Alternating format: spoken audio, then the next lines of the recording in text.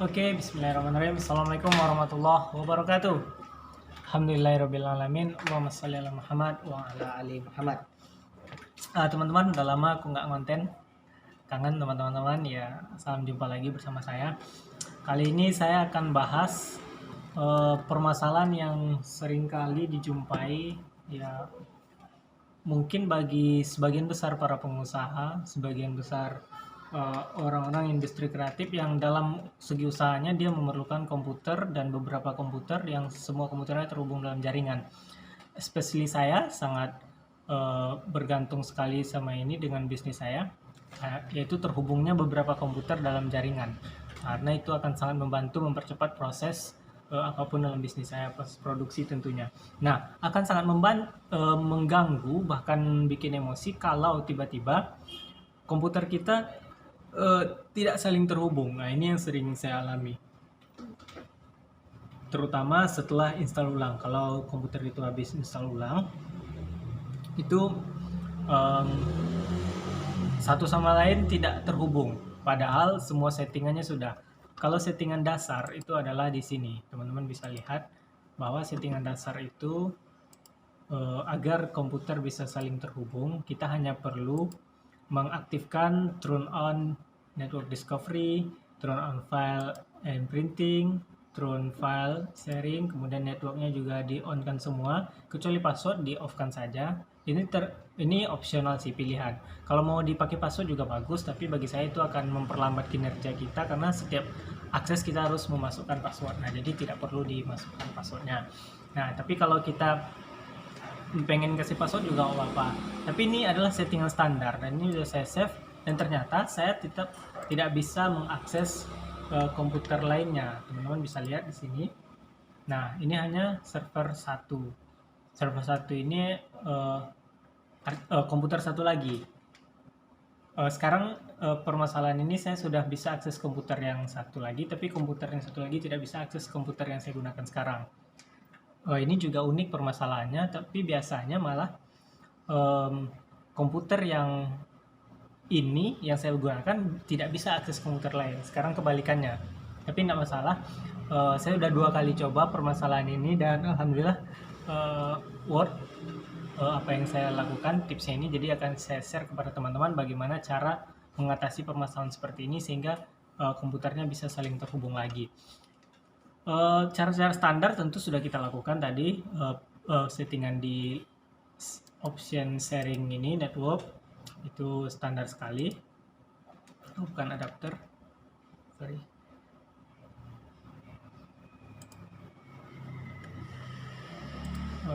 Ini network sharing center, ini sudah kita atur sesuai pengaturan standarnya. Udah kita install juga LAN card, semua drivernya juga sudah. Nah, yang belum adalah kita harus otak-atik ke bagian yang agak bikin jengah ini teman-teman ini. Biasanya yang saya lakukan adalah kita Windows R, kemudian ketik regedit. Nah, di sini ini karena saya sudah lakukan beberapa kali, jadi dia sudah tersimpan. Jadi itu teman-teman yang perlu, ketika teman-teman buka regedit, itu yang akan keluar seperti ini tampilannya. Nah, teman-teman ambil yang nomor 3, HK Local Machine. Kemudian ini juga saya sudah pakai, saya ulangi lagi. Nah, teman-teman ambil sistem yang paling terakhir di HK Local Machine nomor 3, kemudian sistem. Setelah itu, setelah sistem, current control set nomor 3 juga lagi. Sistem, current control set, kemudian service di ini bagian service paling bawah. Nah, di service teman-teman cari LAN. Nah, ini LAN workstation, teman-teman klik 2 kali LAN workstation. Nah, kemudian yang terakhirnya parameter. Dalam LAN workstation itu ada parameter. Nah, biasanya di sini tuh harusnya ada tulisan allow insecure apa gitu. Pokoknya memperbolehkan antarmuka ini berhubungan tanpa security. Secure itu kan artinya ini aman, pakai security. Insecure tanpa security, maybe seperti itu. Tapi kebetulan di sini sudah tidak ada lagi. Biasanya ada, artinya settingan ini juga sudah benar. Beberapa komputer harus setting di sini. Dia di bagian bawah ini ada allow secure apa tulisannya gitu. Nah, nanti teman-teman ganti ke misalnya jadi 0. Biasanya angkanya 1, teman-teman jadikan 0. Nah, tapi karena di sini sudah tidak ada, artinya pengaturan ini sudah benar. Kita close. Kemudian tahap selanjutnya adalah masih Windows R. Kita ke CMD. Nah, ini yang lumayan kerjaan programmer. Hehe, cek sih. Oke. Teman-teman buka CMD. Nah, setelah CMD dibuka, teman-teman ketik services.msc. Nah, setelah ini keluar, entah apa namanya ini, teman-teman cari, ketik aja huruf F. Nah, teman-teman akan ketemu function discovery. Ini dia. Function discovery provider sama function discovery resource. Nah, ternyata permasalahannya itu muncul gara-gara ini. Startupnya manual. Sini settingannya manual semua. Jadi kalau namanya manual ya teman-teman harus hidupin dulu baru dia bisa terhubung. Nah, caranya agar langsung terhubung, teman-teman ganti manual ini jadi automatically. Oke, kita stop dulu. Dia lagi running. Nah, sekarang kita startkan lagi. Ininya kita ganti dulu automatic. Kemudian kita start. Oke, apply. Oke. Nah, yang di bawahnya juga kita properties, kita atur automatic, kemudian kita start, kemudian apply. Oke. Nah, sekarang udah running automatically. Oke, kita cek. Bismillahirrahmanirrahim.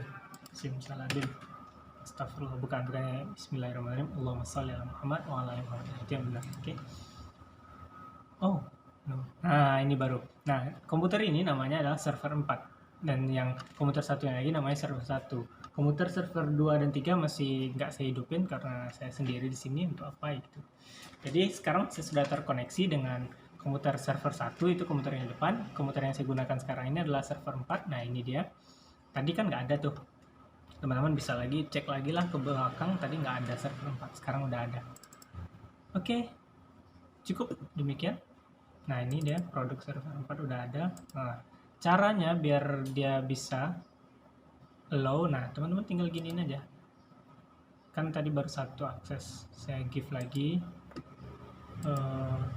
everyone add, kita cuman kasih read aja biar nggak ganti-ganti. Nah, kemudian satu lagi yang kita butuhkan di server itu yang saling terhubung adalah ini kali ya, KKN ini.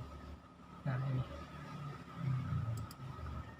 teman-teman tinggal berikan izin saja kepada yang teman-teman inginkan. Nah, oke, selesai. Nah, sekarang teman-teman bisa lihat di server 4 itu sudah ada beberapa server Epic, KKN. Nah, kalau di server 1 itu saya menginstal printer Epson 2 buah 360 dan 310.